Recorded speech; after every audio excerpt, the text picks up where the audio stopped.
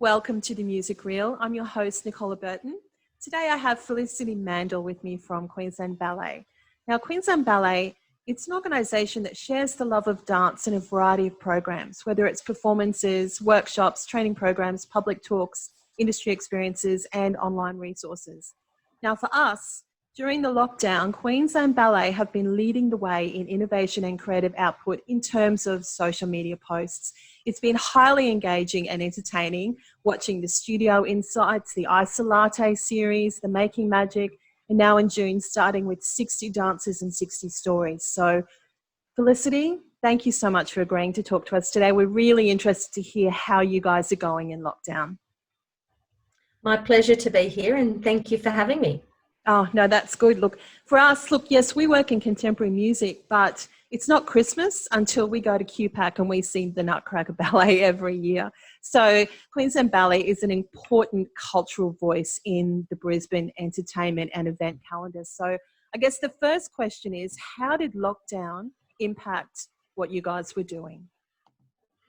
Well, I'm sure you can imagine, as a company that has devoted its entire life to performing, the minute we actually can't be in our studios and when venues actually start to close and when we next have to send our dancers home and our entire staff home or to their remote locations, then I'm sure you can appreciate the impact has been enormous. It would have been, my goodness. So you've had to reschedule your entire calendar for 2020? We have. So when COVID-19 first hit in the early part of the year, we started to kind of cancel or postpone bit by bit as it became a little bit more obvious and more widely spoken about through that kind of mid-March, April period. Then it essentially meant we had to relook at our entire 2020 season. Wow. So the next concert that the Queensland Ballet will be putting on, when will that be? 2021, which will be our that's our sort of reforecast or reorganised 2020 year through taken into 2021. Can I just say, if we start to see venues opening up, if restrictions start to ease, certainly if we can start to perform on outdoor stages, even if some of our theatres are unable to open as quickly as we would like, you will see Queensland Ballet in 2020. Well, hopefully. It's just that the details are yet to come, pending all of the restrictions and the government advice. Great. Well, look, I guess the next question is, how have your dancers been able to take themselves through all of these changes, I guess, in terms of mental health and how they've been feeling about all of the changes as a result?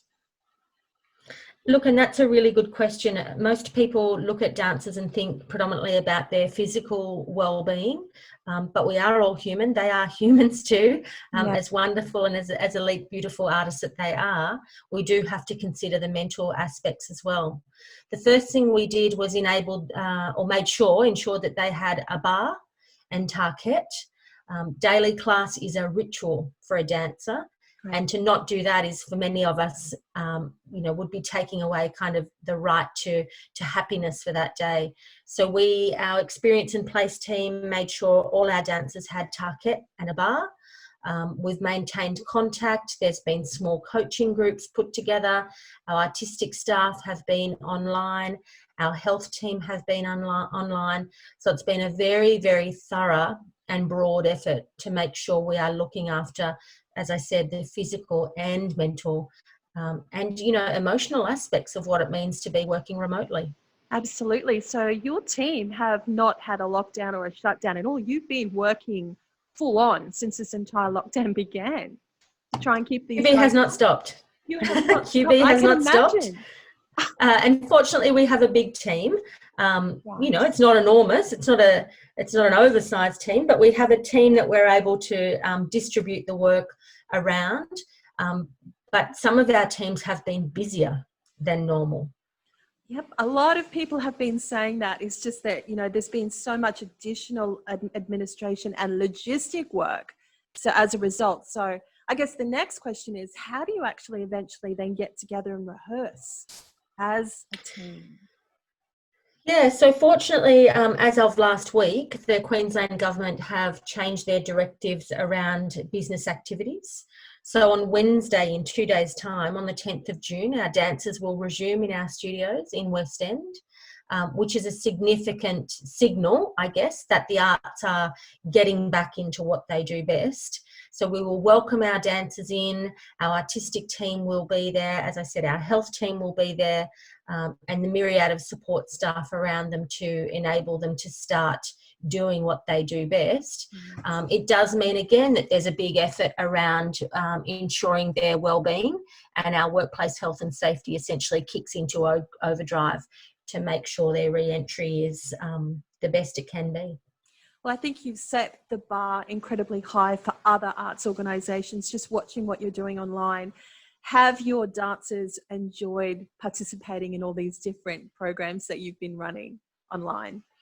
Sure, the feedback is absolutely telling us that they've had a great time.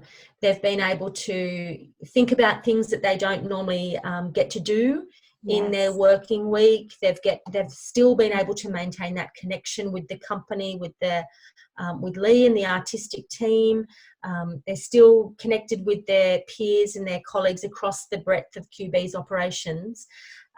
So it has been, it's not business as normal, but QB has stayed together, and we do have a little bit of a mantra where we are QB family. Look, for all of us, the rest of us in arts organisations, we have actually, you guys have been a breath of fresh air for us. So thank you for keeping us so entertained. It's been wonderful. And I think for me, I just hope for you guys that you were back. So, because Christmas is not going to be the same without Queensland Ballet.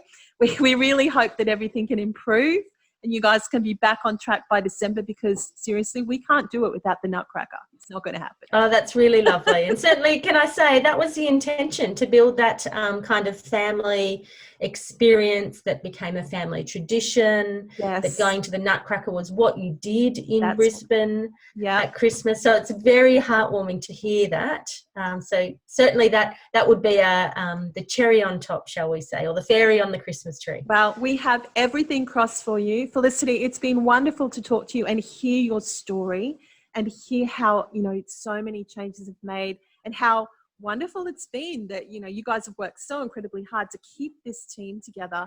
So thank you so much. I think that's a great story we've had today. Thank you for talking to us. My absolute pleasure, and thanks for having us. Take care. Talk to you soon. Thanks, Felicity. See you.